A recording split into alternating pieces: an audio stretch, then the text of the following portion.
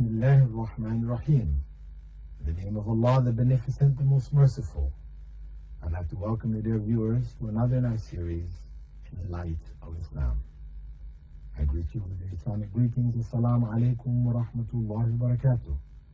May Allah's peace and blessings be on each and every one of you.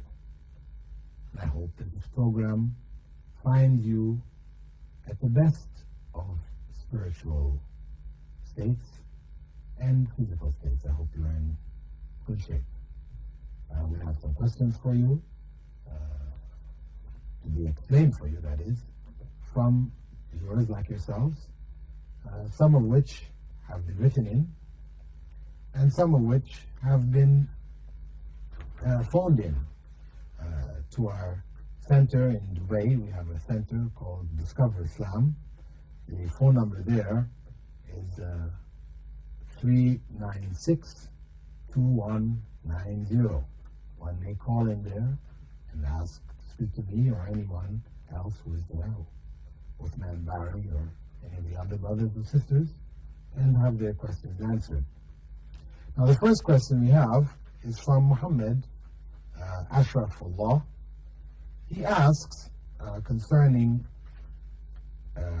dogs. Right? He says, "Dear Dr. Bilal Phillips, please answer the following question in the light of Quran and Sunnah. I've heard that dogs are haram for Muslims. Is this referring to black dogs only, or is this meaning that all dogs are haram?" Well, if we're talking about eating dogs, yes, they're definitely all haram. Islam forbids us from eating carnivores, and dogs are included. But with regards to keeping dogs as pets, Islam discourages us from keeping them in our homes as pets, where they become substitutes for children, for our feelings, etc., are given to these animals instead of giving them to human beings. So much so that, you'll find cases, where somebody maltreats a dog and, is fined so much and gets 3 years in jail, and somebody else maltreats another human being and only gets 1 year in jail. You find cases like this, I know, in the West, where it seems that there's more of a care for animals than there are for human beings. So, from that perspective, definitely Islam is not in favor of keeping dogs as pets, but Prophet Muhammad, may God's peace and blessings be upon him, had taken everything a step further. He said that the angels of mercy don't enter the homes where there are dogs, where dogs are kept.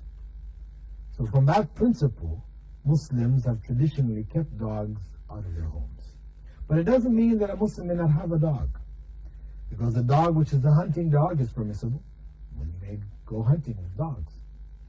And also the dog which is like a cattle dog or sheep dog, the dog which you use to round up your cattle or your sheep or your camels or whatever. This is a permissible dog to have. Or a guard dog, which is protecting your home, etc. Such animals are permissible for Muslims to keep. Regarding the dogs, now, of course, there are certain issues, some of which are quite mistaken in people's practices. Primarily, from a legal point of view, with regards to states of ablution, Prophet Muhammad ﷺ, and that's ablution and purification, Prophet Muhammad ﷺ had said that if a dog eats or drinks from a vessel that you have, a cup or a bowl or plate, that you should throw out the contents, give it to the dog, let him finish it.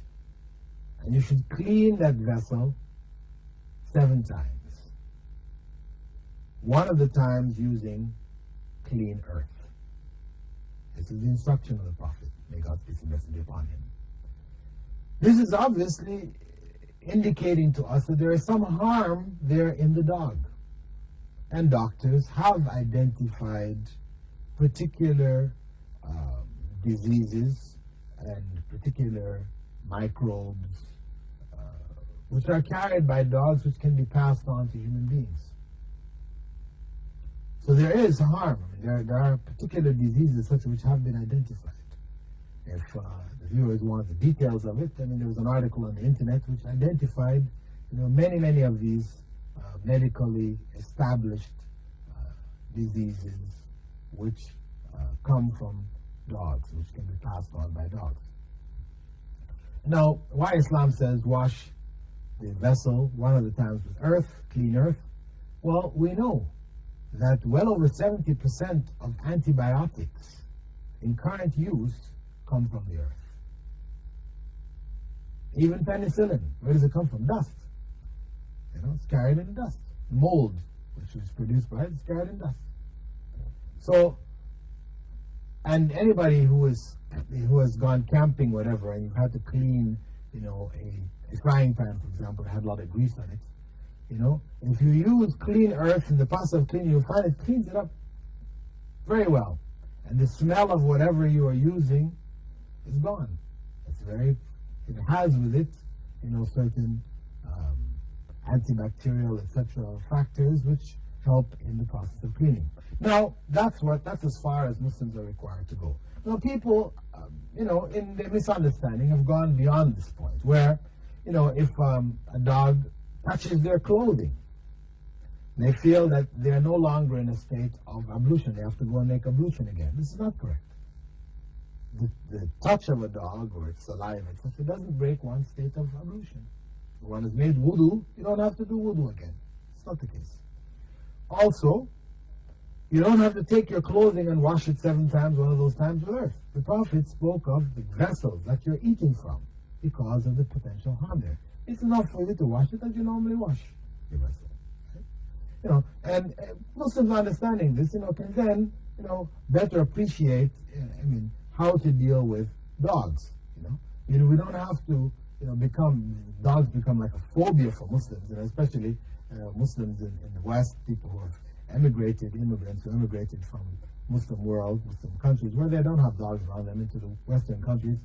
They run into Westerners with dogs, you'll see Muslims running in every direction. Somebody comes walking with a dog and the Muslims are just running out all the doors, They wonder, what is this, What is it about the dog which causes Muslims to just flee like this, It's a misunderstanding.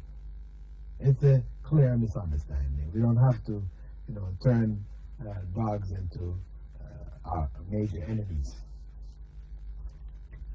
The second question, which has been written in, is a question from Nikhat in Sharjah also. She writes, "Dear Brother Bilal, or dear brother in Islam, Assalamu alaikum, could you please answer the following question for me? Is it allowed for Muslim women to remove their niqab when going to a country where there are no Muslims? Also, can she wear a niqab part-time? Jazakallah khairah. Jazana wa yakum. May Allah reward yourself and myself." Okay, this question addresses part-time wearing of niqab, because whether you do it in countries because there are no Muslims around and you feel uncomfortable or whatever, or you do it in the country where you live, whether you wear it sometimes and you don't wear it other times. You may do it when you go outside your home in general circumstances, but in certain gatherings or whatever, you don't wear it. Is it permissible or not? Well, the question goes back to what? Is the wearing of niqab compulsory? Is what we have to decide. Now, some scholars have held and do hold that it is compulsory for a woman to cover her face completely. Now, if you are subscribing to that view, because this is the view of certain scholars, and they have their evidences, their arguments for it, If you subscribe to that view, you've read the evidences, you've heard the arguments, you're convinced with it, then you must wear it. In the country that you go to visit, even if though there are no non-Muslims, then you're not allowed to take off the niqab.